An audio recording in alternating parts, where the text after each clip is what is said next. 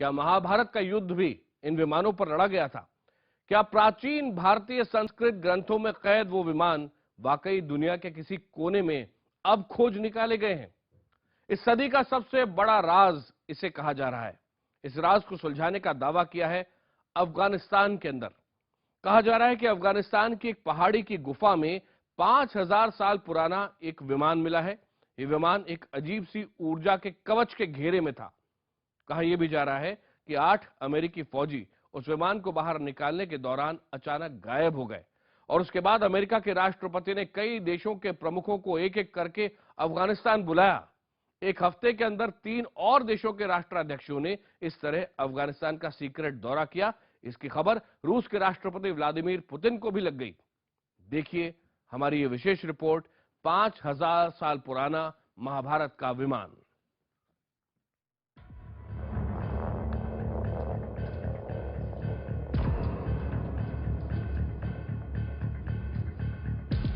अफगानिस्तान की पहाड़ियों में क्या कैद है 5000 साल पुराना विमान।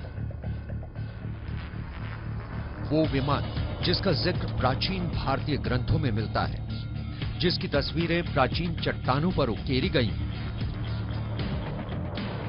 अफगानिस्तान की पहाड़ियों में महाभारत के वक्त के इस विमान की तलाश।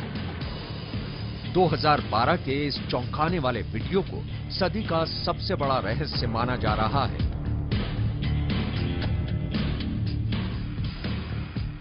खबर मिली थी कि अफगानिस्तान में किसी गुफा के भीतर एक प्राचीन विमान मिला है। विमान यानी वो उड़न खटोला जिसका जिक्र संस्कृत के ग्रंथों में मिलता है। विमान के उड़ने के सैकड़ों किस्से महाभारत में कैद हैं। रामायण में, भगवत गीता में, पुराण में, अगणित प्राचीन तस्वीरों में, सैकड़ों साल पुराने भित्ति चित्रों या चट्टानों पर उकेरी गई रेखाओं में ये विमान नजर आते हैं।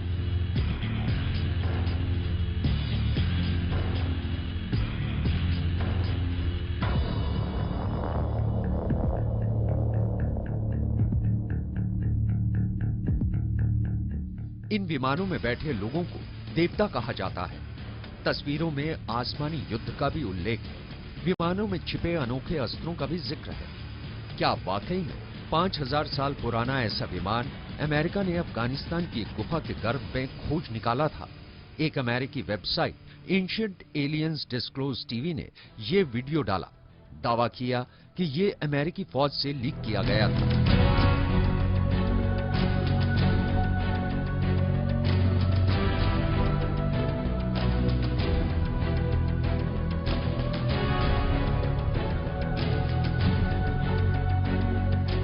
इसमें 8 अमेरिकी मरीन कमांडो एक मिशन पर जाते नजर आ रहे हैं। दावा किया गया कि यह मिशन प्राचीन भारतीय ग्रंथों में दर्ज विमान का पता लगाने के लिए था। यह विमान अफगानिस्तान की इस पहाड़ी की इस गुफा के भीतर फंसा पाया गया था। कहा जा रहा था कि कम से कम 5000 सालों से यह विमान इस गुफा में कैद है। उसे खोजने और निकालने की जिम्मेदारी इन मरीन कमांडोज को दी गई। ये कमांडो एक गुफा की पहचान करते हैं, लेकिन उसके भीतर है घुप अंधेरा। ये कमांडो लाइट जलाते हैं और उसमें उतर पड़ते हैं। इस वीडियो में उनकी आपस की बातें सुनी जा सकती हैं। अमेरिकी कमांडो आगे बढ़ते हैं। उनका नाइट विजन कैमरा हर हरकत कैद कर रहा है।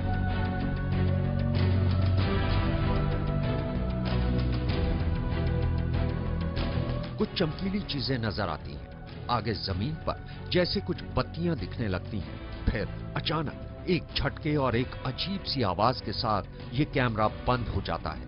अमेरिकी वेबसाइट का दावा है कि ये वीडियो कैमरा बाद में उसी गुफा के द्वार पर पड़ा पाया गया। लेकिन वो 8 मरीन कमांडो कहां गए? उन्होंने उस गुफा के भीतर ऐसा क्या देखा? क्या वाकई में उन्होंने 5000 सालों से पड़े उस प्राचीन भारत के विमान के दर्शन किए? लेकिन उसके बाद से उन कमांडोज का कोई पता नहीं चला।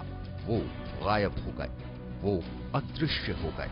लेकिन शायद आज का इंसान उस आविष्कार के करीब पहुंच गया जिसका जिक्र सिर्फ प्राचीन ग्रंथों में देखा और सुना था। उसी के बाद अचानक ही दुनिया के बड़े नेताओं ने एक के बाद एक अफगानिस्तान के चक्कर लगाने शुरू कर दिए। अफगानिस्तान की पहाड़ी में कोई रहस्य कैद है और सबसे पहले इसकी भनक लगी रूस की सीक्रेट सर्विस को। बताया गया कि साल 2012 में रूस के ही विदेश सीक्रेट सर्विस ने वहां के राष्ट्रपति पुतिन के लिए एक रिपोर्ट तैयार की, जिसमें बताया ये गया कि पश्चिमी देशों के कुछ राष्ट्राध्यक्ष अफगानिस्तान में उस रहस्य को जानने के लिए जा रहे हैं। सच भी था। खुद अमेरिकी राष्ट्रपति बराक ओबामा ने अफगानिस्तान के गुमनाम पहाड़ी इलाके का खुफिया दौरा किया था। रूस की इस खुफिया रिपोर्ट में किसी प्राचीन विमान के मिलने का जिक्र नहीं था, लेकिन कुछ सालों बाद ये सच सामने आ गया कि अमेरिकी फौज को 5000 साल पुराना एक विमान मिला है, शायद वही विमान जिसका जिक्र महाभारत में मिलता है। भारतीय संस्कृत ग्रंथों में ये विमान है। महर्षि भारद्वाज के वैमानिक शास्त्र में ये विमान है।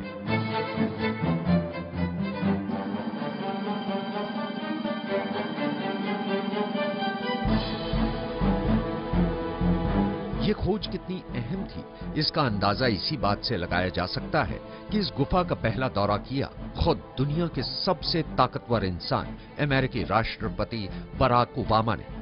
और अगले एक हफ्ते के भीतर 4 देशों के राष्ट्रीय अध्यक्ष भी एक के बाद एक अचानक अफगानिस्तान की उसी गुफा में पहुंचे।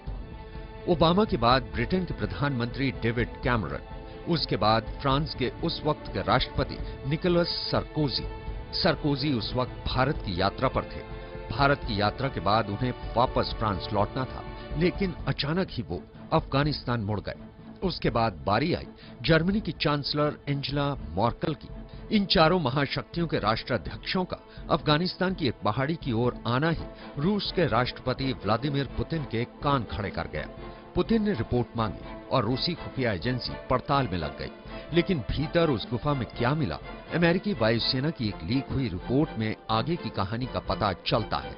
बताया गया है कि 8 अमेरिकी मरीन कमांडो इस प्राचीन विमान के पास पहुंचते ही गायब हो गए। कहा जा रहा है कि महाभारत के वक्त का यह प्राचीन विमान एक अद्भुत ऊर्जा कवच से घिरा हुआ था। ये ऊर्जा कवच उसे इतने सालों से बचाए हुए था। कहा यह भी गया कि जैसे ही 8 अमेरिकी फौजियों ने उस विमान को हटाने की कोशिश की, वो टाइम वेल में खिंचकर गायब हो गए।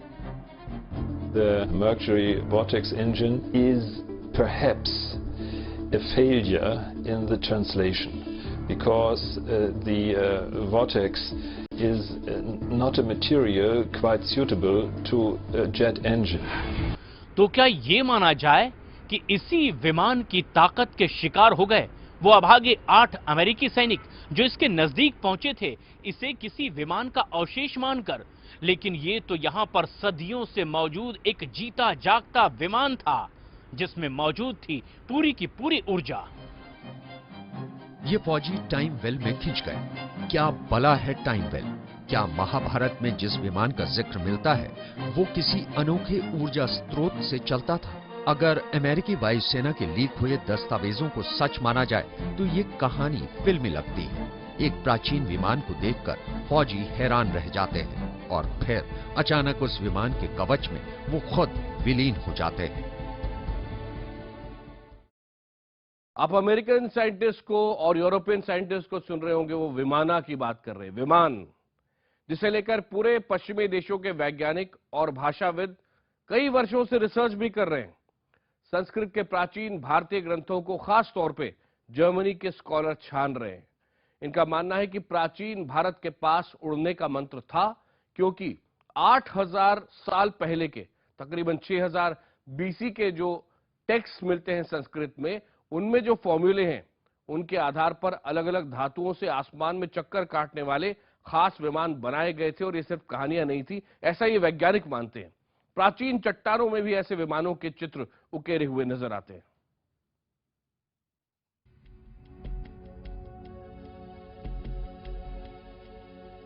जरा सोचिए क्या अद्भुत नजारा होगा। 5000 साल पुराने विमान का पता चला अमेरिका को। वो विमान जो भारतीय संस्कृत के ग्रंथों में मिलता है, दिखता है। वो विमान जिसका जिक्र महाभारत में कई कई बार होता है।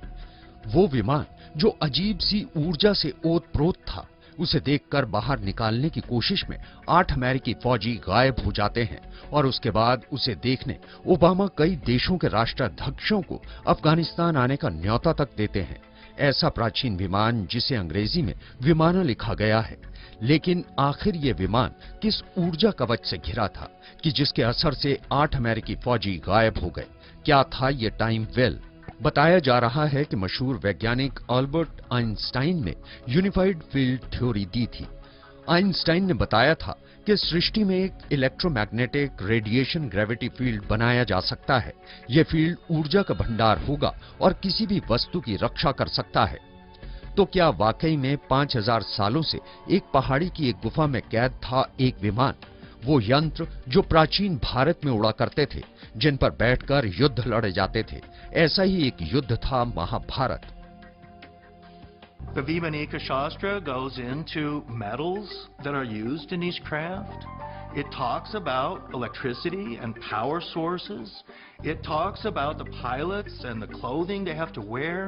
It talks about the food that they eat. It talks even about the weapons that are kept on these airships. गौर से पढ़िए महाभारत का ये अंश। क्या ये महज कल्पना की उड़ान थी या फिर वाकई में ये सृष्टि का पहला हवाई युद्ध था? महाभारत के इस अंश में लिखी बातों से साफ जाहिर होता है कि प्राचीन भारत में न सिर्फ उड़ने वाले ऐसे उड़न खटोले मौजूद थे, बल्कि उनमें अस्त्रों की वो मारक क्षमता भी मौजूद थी जो पूरे के पूरे नगर को नष्ट करने की ताकत रखती थी। ऐसे में क्या ये माना जाए कि प्राचीन काल की ये वही विमान थे जिनके पास परमाणु बमों और मिसाइलों की भी ताकत मौजूद थी? महाभारत में आग उगलने वाली मिसाइलों के अलावा एक तेजी से चक्कर में घूमने वाले अस्त्र का भी जिक्र है, जो घूमते घूमते तेज रोशनी की किरण फेंकता है और जिस पर भी वो किरण पड़ती है वो राख हो जाता। तो क्या ये ब्रह्मास्त्र ही दरअसल आज का परमाणु बम था? प्राचीन संस्कृत ग्रंथों में जिस विमान का जिक्र मिलता है उसमें कई पंख हैं और कई मजबूत पहिए भी हैं। तो क्या वाकई भारत में प्राचीनतम विमान मौजूद था? 4 ईसा पूर्व में महर्षि भारद्वाज के लिखे वैमानिक शास्त्र में बाकायदा विमान के डिजाइन और सिस्टम के ड्राइंग भी हैं। महाभारत के अलावा रामायण और यजुर्वेद में भी ऐसे उड़ने वाली मशीनों का जिक्र है। कहा गया है ये मशीनें 2 जुड़वां भाई अश्विन इस्तेमाल किया करते थे। और तो और ऋग्वेद में भी अश्विन के इन विमानों का वर्णन है। इनके बारे में कहा गया है कि ये 3 मंजिला होते थे, त्रिकोणीय होते थे और इनमें 2 पंख और 3 पहिए होते थे। ये कम से कम 3 लोगों को ले जा सकते थे। ग्रंथों के मुताबिक ये विमान खास तौर पर सोने, चांदी और लोहे से बने होते थे। इसी विमान के जरिए अश्विन ने समुद्र में फंसे राजा भुज्जू की रक्षा की थी। इन विमानों को कंट्रोल करने की विधि थी और उन्हें भयंकर तूफान या बिजली गिरने की हालत में उन्हें बचाया जा सकता था। और तो और हिंदू ग्रंथों में यह भी बताया गया है कि कैसे विमान सौर ऊर्जा का इस्तेमाल करते थे। Flight manuals of the Vimanas are quite similar to the flight manuals you find in the modern passenger flight business, or when you go to the military jet engines. Of course, they have also flight manuals because it's necessary for a pilot to get knowledge about his plane he wanted to fly with. अमरंग सूत्रधारा एक और प्राचीन संस्कृत ग्रंथ है जिसमें ऐसे 5 प्राचीन विमानों का जिक्र है। इसमें कई ऐसी धातुओं का जिक्र है जिनके बारे में आधुनिक विज्ञान समझ नहीं पा रहा है। ग्रंथ के मुताबिक ये 5 विमान ब्रह्मा, विष्णु, यम, कुबेर और इंद्र के नाम के थे। 4 किस्म के विमानों का वर्णन अलग से है। रुक्म यानी सोने के बने विमान, सुंदर यानी चांदी के बने रॉकेट, त्रिपुर 3 मंजिला विमान, शकुन पक्षी के आकार के विमान। We also learned that these vimanas could be controlled mentally, and this is a technology that modern militaries are beginning to develop. Even today, with as advanced as we think we are, almost every manifestation of an actual extraterrestrial civilization today would look almost like magic to us, where it has to do with technological electromagnetic systems that interface with coherent thought and organized thought. And this gets into people go, wow, now you're losing me here. But I tell people, I said, yeah, well, you got to push your boundaries a little bit if you're talking about a true interstellar civilization. प्राचीन विमानों का जो जिक्र संस्कृत के ग्रंथों में मिलता है वो हैरत में डालने वाला है। इस तरह से इन प्राचीन ग्रंथों में तकरीबन 113 विमानों के प्रकार का पता